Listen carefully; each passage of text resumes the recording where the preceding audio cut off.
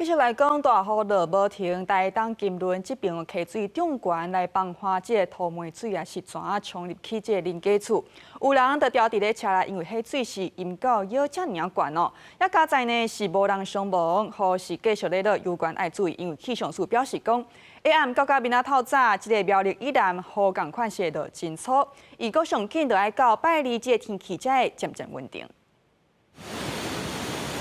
连续几落天大雨对山顶下来，台东太马里的金轮溪水位规个涨起来，大水甲当地一个休闲农场的民宿拢冲甲倒去。当地人讲，20年来毋捌看过遮尔大的水。保家在业者一家伙7个人拢已经撤离，因过现场有一只狗无走出来，徛伫咧正房顶头拦雨。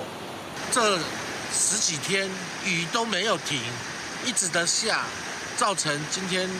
的河水暴涨。 消防人员赶来现场，因为伫咧宝华边这条路有一个老大人开车经过时阵，车煞条条的，水淹到腰遮尔悬，真危险。好在人有救出来，真平安。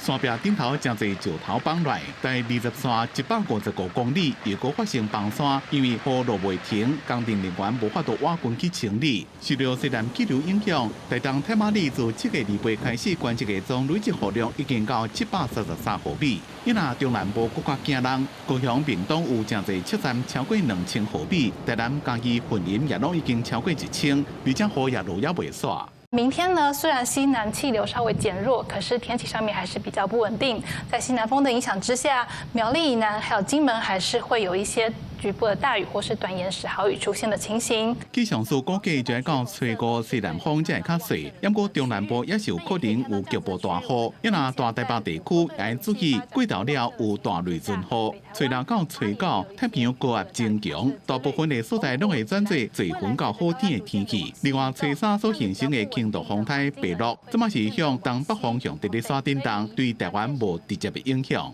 公司新闻综合报道。